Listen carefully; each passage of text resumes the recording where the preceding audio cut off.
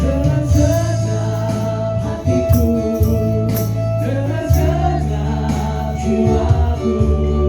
Hanya Engkau yang layak disembah. Yesus, akan mengasihimu.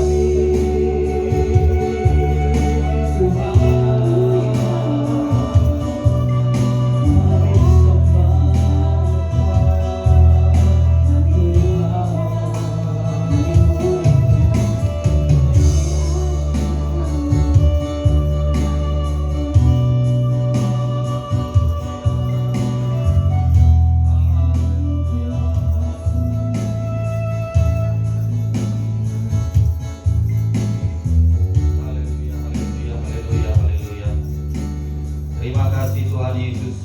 Kami bersyukur kepada-Mu Tuhan pada hari ini. Kami boleh berkumpul di tempat ini Tuhan untuk memberkati Abang Joel dan Kak Lydia di tempat ini dalam pernikahan kudus. Kiranya Engkau-lah yang kami rindukan hadir di tengah-tengah kami Tuhan.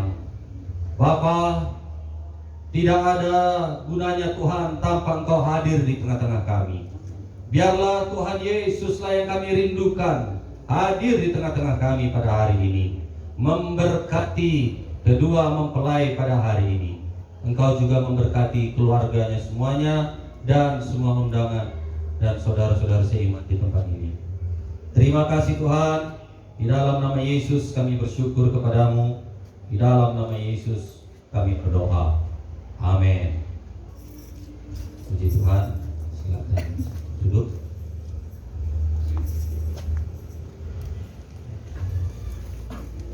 Haleluya semuanya. Haleluya semuanya. Ada sukacita? Puji Tuhan. Nah, bisa dengar suaranya dengan baik? Puji Tuhan saudaraku. Sebelumnya saya perkenalkan dulu.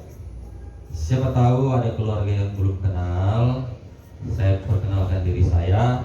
Nama saya Bapak Pendeta Eko Hutasoid yang menggembalakan di gereja Giat Tanjung Morawa, berdekatan dengan Poldasu. Puji Tuhan, saudara yang kasih. Pada hari ini kita akan memberkati Bang Joel dan Kak Lydia dalam pernikahan kudus. Namun sebelumnya mari kita baca dulu firman Tuhan dari Kejadian 2 ayat yang ke-18. Kejadian 2 ayat yang ke-18. Tuhan Allah berfirman, tidak baik kalau manusia itu seorang diri saja. Aku akan menjadikan penolong baginya yang sepadan dengan dia. Jadi dikatakan di situ ada perkataan tidak baik kalau manusia itu seorang diri saja. Nah, jadi saudaraku, itulah sebabnya Tuhan memberikan Hawa kepada Adam. Karena memang pernikahan ini adalah kehendak Tuhan. Saudara yang kasih, namun Tuhan tidak pernah menciptakan manusia ini hanya untuk menikah. Kalau memang manusia ini hanya untuk saudara yang kekasih menikah saja, tentu Tuhan tidak menciptakan atau menghadirkan Hawa belakangan. Pasti dia akan memberikan ataupun menciptakan Hawa itu bersama dengan Adam. Namun Alkitab mencatat Allah menempatkan Adam sebagai manusia pertama di Taman Eden untuk mengusahakan taman itu. Kejadian 2 ayat 5 dan ayat 15 ya, dikatakan bahwasanya saudara yang kasih, dia berkuasa atas Taman Eden. Dialah bosnya, dialah pimpinannya, dia juga karyawannya. Jadi dialah semua. Dia raja tanah pada waktu itu. Ya, harta dunia milik Adam pada waktu itu. Jadi tidak ada saingan, saudara yang kasih. Tapi ya begitulah, namanya sendiri ya kan. Makan sendiri, tidur sendiri, cuci baju sendiri. Ya, saudara yang kekasih, Adam kesepian. Adam kesepian di tengah keramaian ciptaan Tuhan yang lain, binatang-binatang yang lain. Dia melihat tidak ada yang sama dengan dia. Dia sangat kesepian. Saudara yang kasih. Jadi mari kita perhatikan bagaimana Tuhan memberikan Hawa. Dan dia berkata, Tuhan berkata, aku akan memberikan penolong kepadamu. Karena dia berkata, tidak baik manusia itu seorang diri saja. Aku akan memberikan penolong yang sepadan. Coba katakan, penolong saya harus yang sepadan. Sepadan itu bukan sama-sama tinggi, sama-sama kaya, sama-sama tajir, sama-sama bekerja. Bukan begitu. Tentunya sepadan itu, saudaraku, sudah dipelajari lah sama abang dan kakak kita ini ketika training pernikahan. Jadi kalaupun kurang jelas, nanti bisa ditanyakan. Jadi sepadan, amin. Semua sudah berkeluarga di sini? Belum ya? Coba tanya dulu temannya, kanan kiri yang sudah berkeluarga, ibu kah mungkin, bapak kah mungkin. Itu dong, sepadan do pasanganmu di jarum.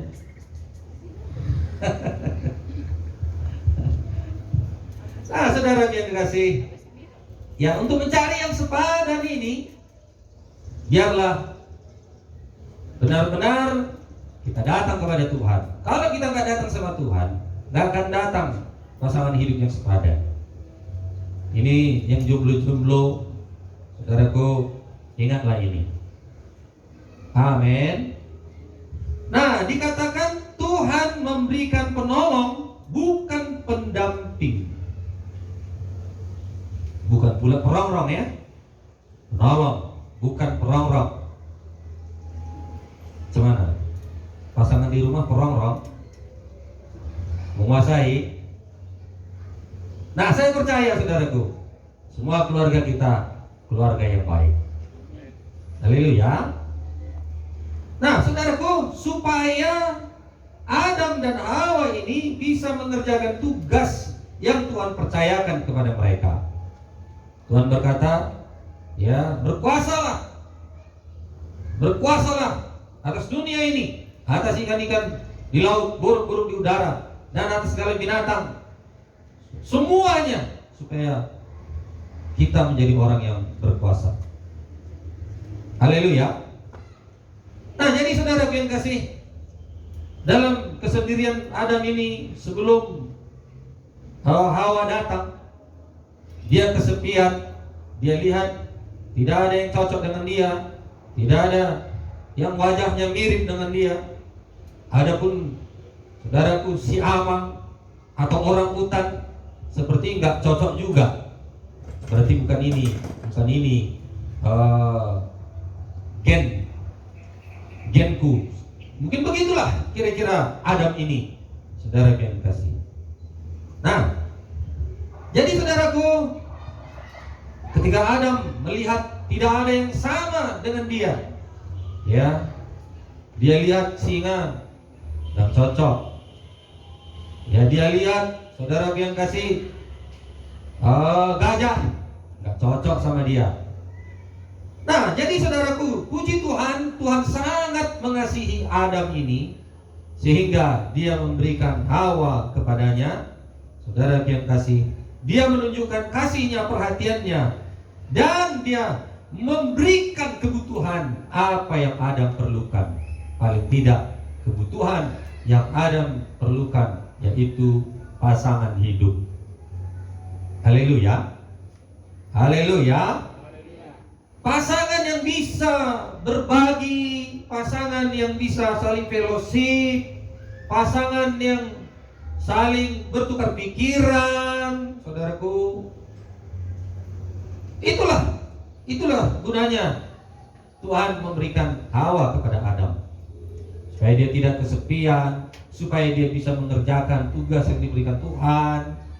Nah, saudara yang kasih, itulah mengenai dasar daripada pernikahan. Amin. Pernikahan itu idenya Tuhan. Pernikahan itu, saudara yang kekasih, adalah lembaga yang pertama yang diberikan Tuhan, yang dibuat Tuhan, saudara yang kekasih. Jadi sungguh luar biasa Tuhan itu memperhatikan kita. Amin. Nah, tujuan daripada pernikahan ini menggenapi rencana Tuhan agar kita dapat menemukan sahabat sejati di dalam hidup kita. Ya. Memenuhi rencana Tuhan, menggenapi rencana Tuhan. Saudara yang kasih, pernikahan Kristen adalah satu perjanjian. Coba katakan, pernikahan Kristen adalah satu perjanjian. Covenant, saudara yang kasih. Menikah berarti mengikat sebuah perjanjian yang disertai komitmen seumur hidup. Jadi menikah itu komitmen, saudara yang kasih. Perjanjian yang dimaksud ada dua hal di dalam poin ini. Yang pertama, saudaraku, perjanjian yang bersifat vertikal ke atas, yaitu kepada Tuhan. Masing-masing calon pasangan secara pribadi mengikat hubungan dengan Tuhan sebagai pemilik kehidupan. Tuhanlah pemilik kehidupan. Kepada Dialah hidup kita ini harus kita pautkan, kita ikatkan diri kita. Yang pertama sekali adalah kepada Tuhan. Amin. Tuhan Yesus nomor satu. Tuhan Yesus yang terutama. Itu harus benar-benar ada janji di dalam hidup kita ini, komit di dalam diri kita ini. Haleluya. Nah, saudara yang kasih, setiap orang percaya semestinya telah jatuh cinta dan mengasihi Tuhan lebih daripada segalanya. Tidak ada apapun yang bisa memisahkan kita dari Tuhan. Penderitaan kah? Aniaya kah? Goncangan kah? Saudaraku, gak ada yang bisa memisahkan kita, karena kita sudah komit ikut Tuhan dengan sungguh-sungguh. Saudara yang kasih, hubungan dengan Tuhan secara gamblang telah dinyatakan dalam hukum kasih, bahwa cinta kasih terhadap Tuhan adalah yang pertama dan yang utama. Karena firman Tuhan juga berkata, kasihilah Tuhan Allahmu dengan segenap hatimu, dan kasihilah sesamamu sesama manusia.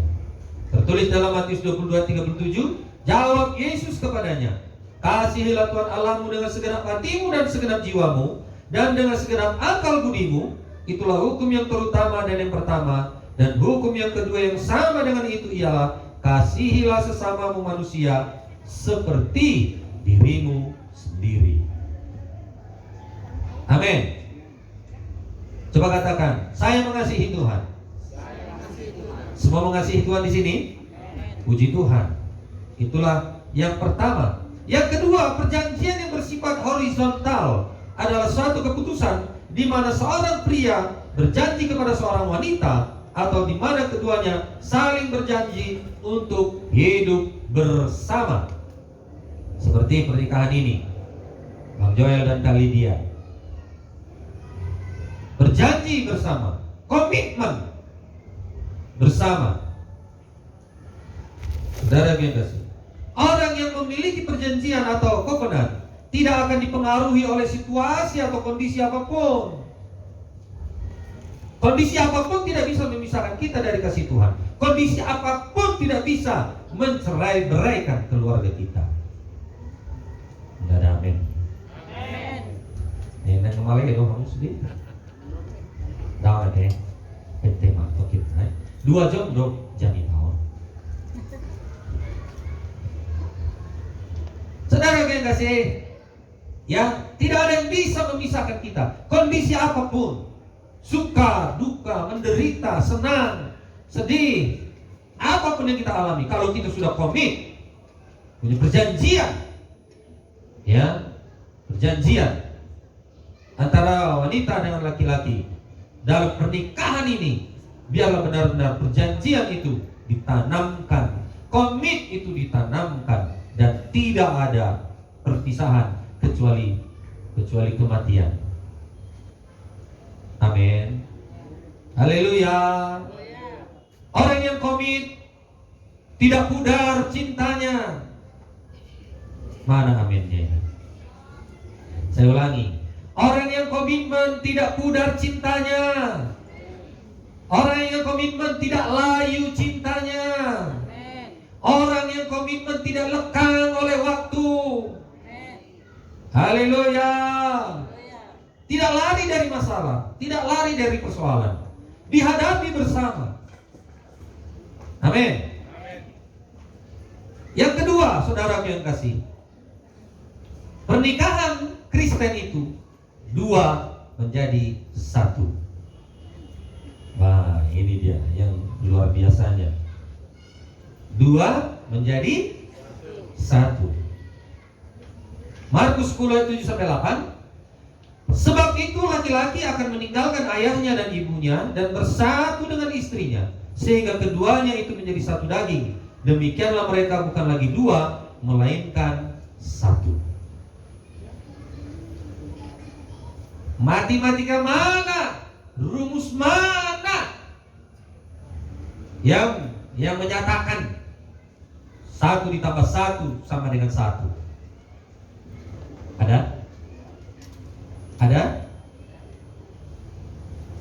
Saudara yang kasih, 1 tambah 1 sama dengan 2. Itulah dunia ini, itulah logika dunia ini, itulah matematika dunia ini. Tapi apakah Tuhan ini bodoh? Jadi kalau ada anak kita 1 tambah 1 sama dengan 1, jangan dimarahi. Haleluya. Jangan, jangan botol, apa sada, tak sada.